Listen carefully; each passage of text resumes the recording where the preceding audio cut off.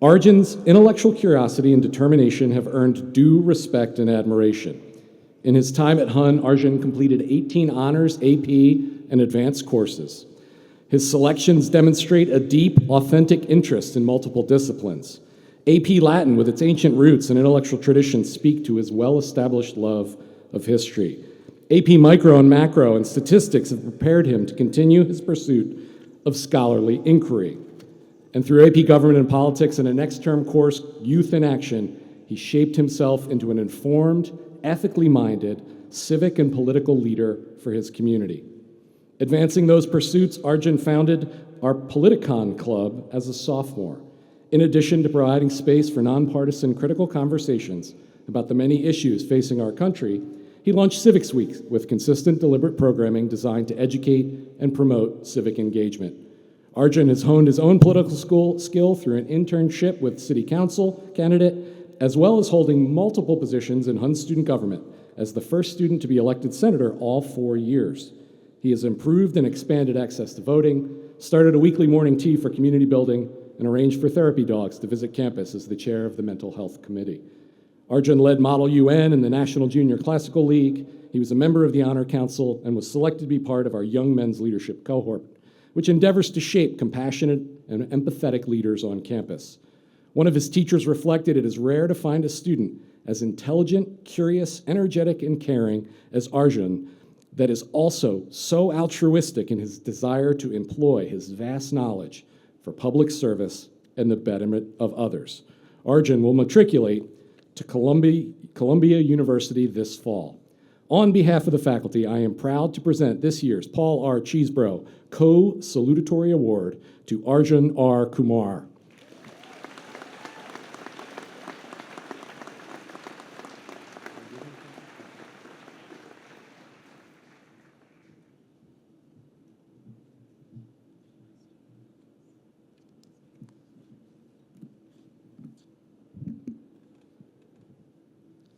Ladies and gentlemen, Mata, Pita, Guru, Deva. Mother, father, teacher, and God. In the Indian tradition, that is the order in which we pay our respects.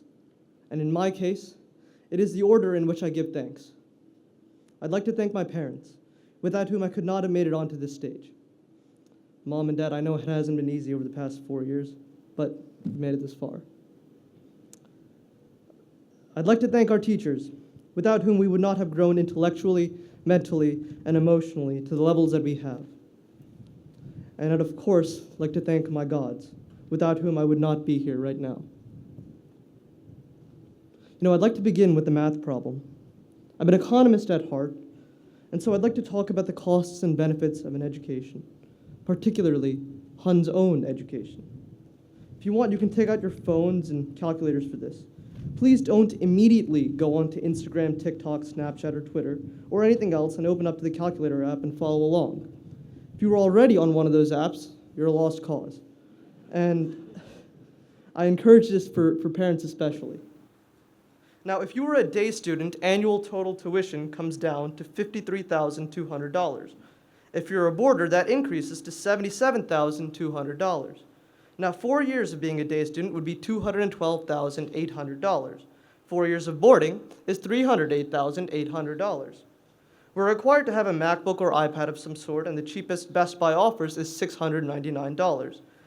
Add in additional expenses like books for $250 a year, next term trip for $2,500, and you get $216,999 for day students and $312,999 for boarders. Now, that isn't including money spent at the PA Cafe, lost books at the library, trips to Chick-fil-A, DoorDash, the gas to drive back and from school, money spent on school trips, and so on. But if you add all of that in, you will get at least another $7,000 over the past 4 years. Now, if my calculations are correct, that brings the total to $223,699 for day students and $319,999 for boarding. Now, for that amount of money, depending on your interests, you could have bought a 6-bedroom, 2-bath duplex in the city of Northeast Maryland, 3 Corvette Stingrays, or a Supercuts franchise. But that is the cost of a Hun education. Now, I'd like to pose this question. Does it have value?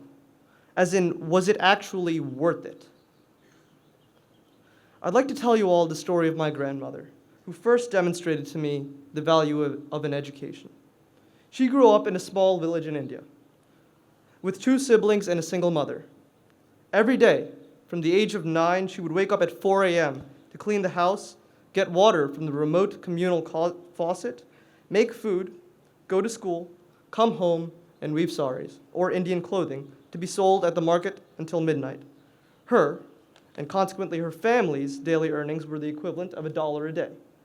Her mother, my great-grandmother, was illiterate and forbade her daughter from doing her homework, because that time could be spent making saris. Not making saris meant not having food.